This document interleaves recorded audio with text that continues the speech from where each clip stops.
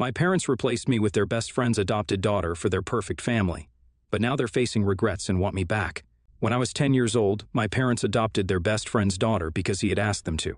He had said that he trusted no one more than them to give her a proper family.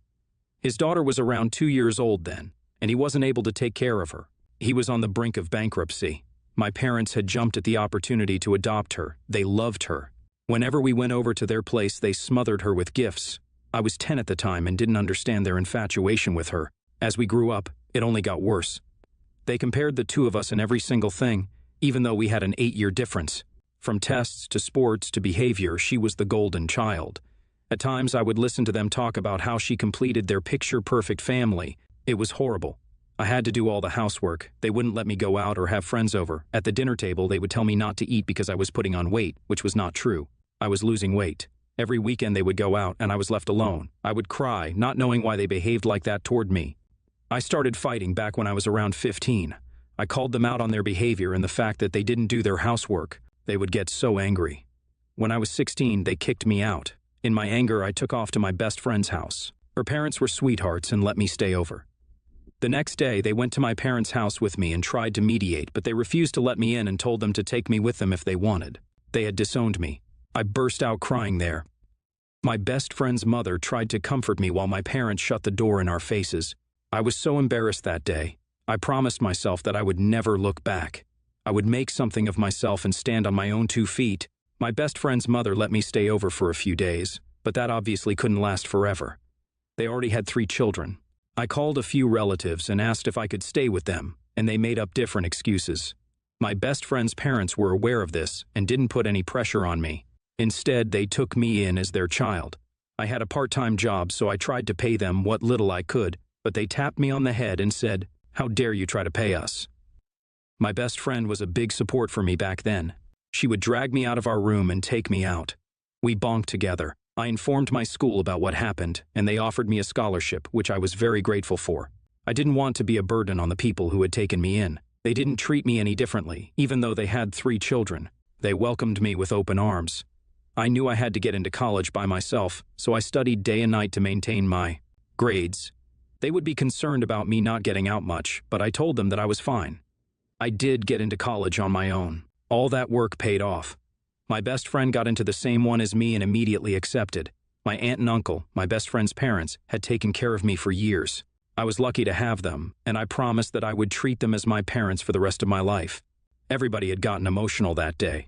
I told them that as they were leaving us at our dorms. Time passed and I graduated college and then went on to work. I was doing well, and so was my best friend.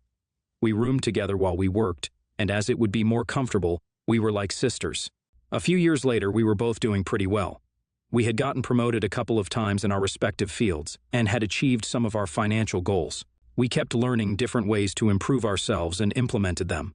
I helped out with my aunt and uncle's other children's education. I tried to send the money too, but they wouldn't take it, so instead I kept sending them different packages that they would like. It's the least I could do to show my appreciation. When I was around 28 years old, I got engaged to my boyfriend of 3 years. He was an entrepreneur and 5 years older than me.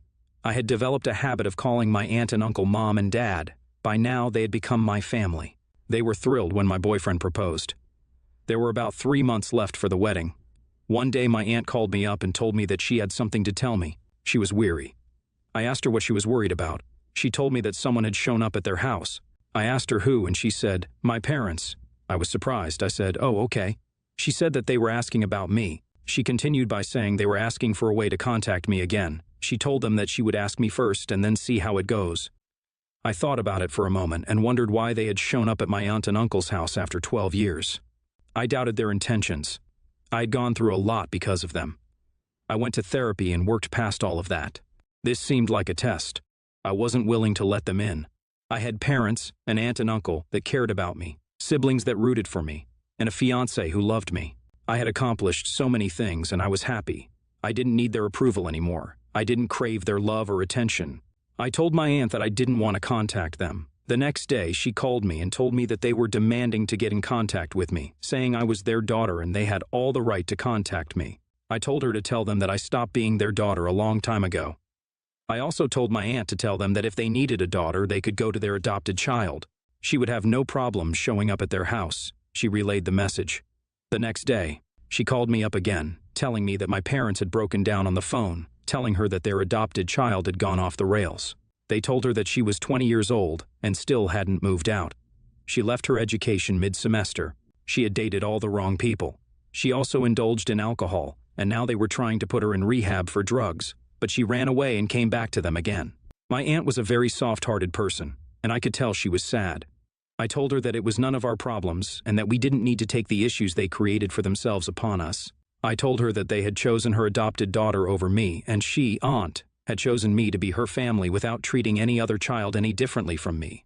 I was going to get married in 3 months. I wasn't going to leave everything midway or take on any more unnecessary stress for them. I told her to relay one last message and then not contact them again. I sent her a voice recording that she could send them. I said, "You stopped being my parents the moment your adopted daughter stepped into the house. You stopped treating me as your child when I was 10 years old. Even before that, you were not happy with me. You treated me like, and didn't let me go out. You made me do all the housework while you took your other daughter out every week. You kicked me out when I was 16. You didn't care about me then, and you don't care about me now. I remember you talking about having a picture-perfect family. Your adopted daughter seemed to fit that picture back then. She doesn't seem to meet your standards now. Is that why you want to contact me? Too bad, too late.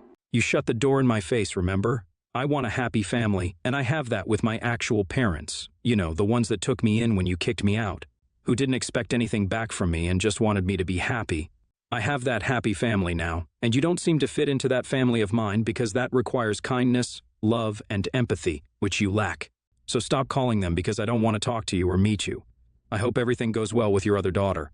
Please don't try to contact any of us again." They got the message. I had dealt with them as kindly as I could, which was not needed for how they treated me. My aunt and uncle were proud of how I responded. They had heard the voice text.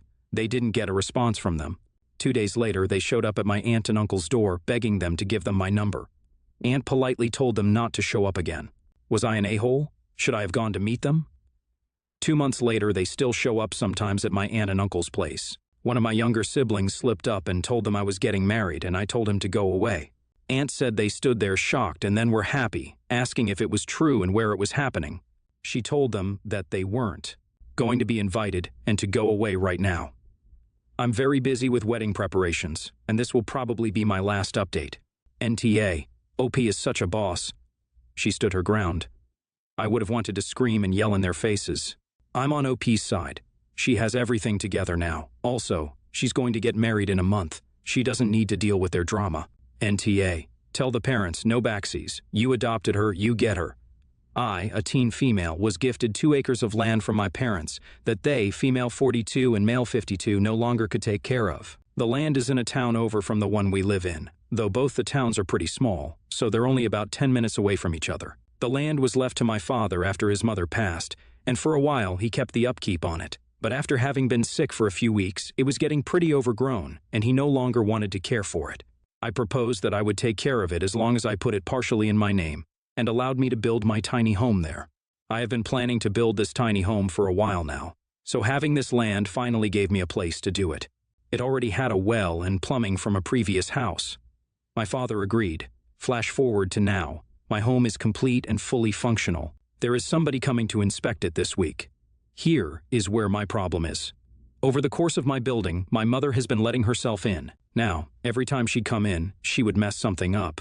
She would say she was helping, and that she could fix something or that she had an easier way. I had to redo what flooring I'd put in as she tried to continue it herself, and made it offset where it was supposed to be.